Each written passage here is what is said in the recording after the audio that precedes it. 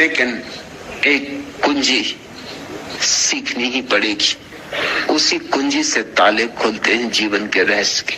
वह कुंजी है एकांत, अंतर एकांत। 24 घंटे में थोड़ा समय निकालो धर्म भारती। शुरू में उदासी लगेगी, लगने रहना, पुराना अभ्यास है। शुरू में परेशानी लगेगी, लगने देना। लेकिन एक घड़ी 24 घंटे में चुपचाप बैठ जाओ, न कुछ करो, न कुछ गुनो, न माला फेरो, न मंत्र जपो, न प्रार्थना करो, कुछ भी न करो, चुपचाप। हाँ, फिर भी विचार चलेंगे, चलने दो। देखते रहना निरपेक्ष भाव से, जैसे कोई राह चलते लोगों को देखता है, क्या आकाश में उड़ती बदलियों को देखता है। निष्प्रयोजन देखते रहना, तटस्थ देखते रहना, बिना किसी लगाव के, बिना निर्णय के, ना अच्छा न बुरा, चुपचाप देखते रहना, गुजरने देना विचारों को। आए तो आए, ना आए तो ना आए। ना उत्सुकता लेना आने में, ना उत्सुकता लेना जाने में। और तब धीरे धीरे एक दिन वो घड़ी आएगी कि विचार विदा हो गए होंगे, सन्नाटा रह जाएगा। सन्नाटा जब पहली दफा आता है तो जैसे बिजली का धक्का लगे, ऐसा रोआ रोआ कब जाएगा, क्योंकि तुम प्रवेश करने लगे फिर उस अंतर अवस्था में जहां गर्भ के दिनों में थे। ये गहरा झटका लगेगा। तुम्हारा संबंध टूटने लगा संसार से, तुम्हारा संबंध छिन्न भिन्न होने लगा भीड़ भाड़ से, तुम संबंधों के पार उड़ने लगे।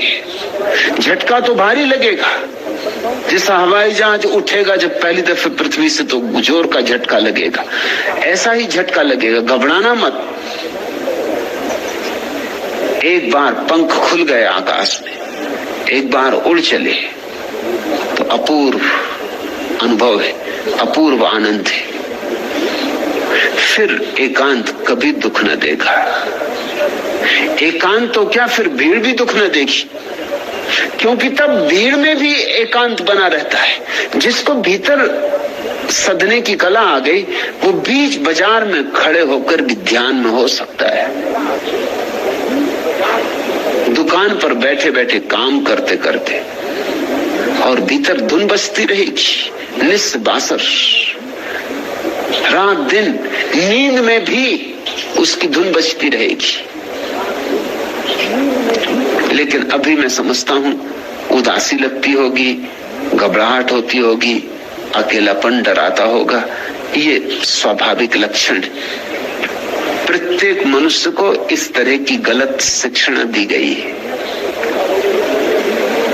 सम्यक शिक्षा होगी अगर कभी, तो हम प्रत्येक बच्चे को अकेला होना भी सिखाएंगे।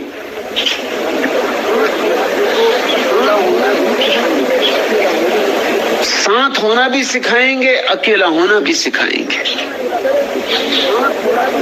साथ होना इस तरह सिखाएंगे कि अकेलापन मिटे ही नहीं और साथ भी हो जाना। जैसे जल में कमल होता है और जल छूता नहीं, ऐसे भीड़ में भी रहना और भीड़ को छूने भी मत देना।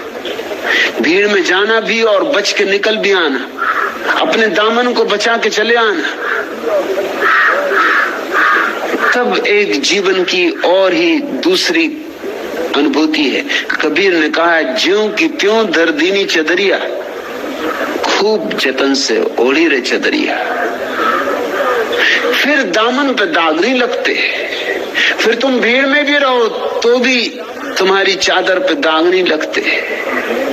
जैसी की तैसी परमात्मा के हाथ में लौटा दी जाती कि ये लो, रखो अपनी चादर। दी थी तुमने, हमने जतन से ओढ़ी, जतन से उपयोग की, मगर कोई दाग नहीं लगे। किस चादर की बात कबीर कर रहे हैं?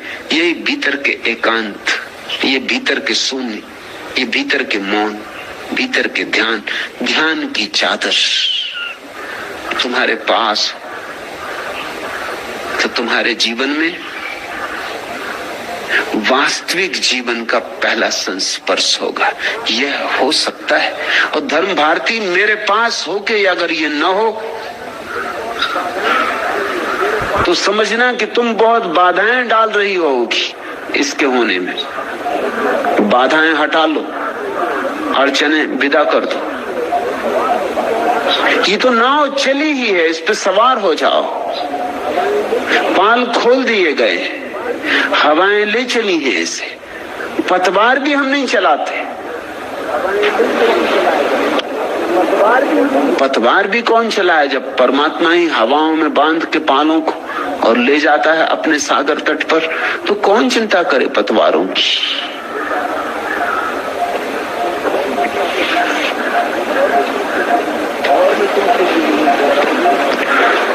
और मैं तुमसे ये नहीं कह रहा हूं जब मैं परलोक, उस पार, उस गंतव्य की बातें करता हूं तो तुमसे ये नहीं कह रहा हूं कि कल होगा, कि परसों होगा, कि अगले जन्म में होगा। मैं तुमसे ये कह रहा हूं ये चाहो तो अभी हो सकता है, यहां हो सकता है, होना ही चाहिए। अपने को संगठित करो, अपने को एकजुट करो। बस मत कर देना अरे पिलाने वाले, हम नहीं विमुख हो वापस जाने वाले। अपनी असीम तृष्णा है तेरा वैभव, अक्षय है अक्षय अरे लुटाने वाले। उसके मंदिर पर बैठो तो फिर लौटने की बात ही मत करना। उदासी आए, बेचैनी आए, पीड़ा आए, पुरानी आदतें बल मारे, फिक्र मत करना। बस मत कर देना अरे पिलाने वाले, हम नहीं विमुख हो वापस जाने वाले। अपनी असीम तृष्णा है तेरा वैभव, अक्षय है अक्षय अरे लुटाने वाले। हम अलख जगाने आए तेरे दर पे, हम मिट मिट जाने आए तेरे दर पर। इस रिक्त पात्र को भर दे भर दे भर दे, मदहोश हमें तू कर दे कर दे कर दे। हम खड़े द्वार पर हाथ पसारे कब के, हो जाएं अमर ए अमर हमें तू बर दे। है एक बिंदु में सिंधु भरा जीवन का, परिपूरित कर दे मानस सूनेपन का। फिर और यहाँ पर पाना ही है खोना, हंसकर पीने में छिपा प्यास का रोना। चलने दे सुख के दौर अरे चलने दे, भर जाए दुख से उर्का कोना कोना। अपना असीम अस्तित्व दिखा दे हमको। एक क्षण में बूंद सागर हो सकती है, मगर सब तुम पर निर्भर है। अधूरे अधूरे उपक्रम मत करना, कुनकुने प्रयास मत करना। जलो तो ऐसे जैसे मसाल दोनों तरफ से जले, एक साथ जले। एक क्षण को भी जलो मगर पूरे जलो, और उसी एक क्षण में घटना घट जाती। उस ओर व्यर्थ का यह प्रयास जाने दे, पाने दे हमको मुक्ति यही पाने दे। मैं तुमसे कहता हूं यही मुक्ति है, यही मोक्ष है। मोक्ष तुमसे कहता हूं यही मुक्ति है, यही मोक्ष है। मोक्ष एक मनोविज्ञान है, मुक्ति मन की एक अपूर्व दशा है। नरक भी यही है, वह है तुम्हारे गलत जीने का ढंग। स्वर्ग भी यही है, वह है तुम्हारे ठीक जीने का ढंग। और मोक्ष भी यही है, वह है तुम्हारे परमात्मा में जीने का ढंग। अपने को खोकर जो परमात्मा में जीता है वह मुक्त है।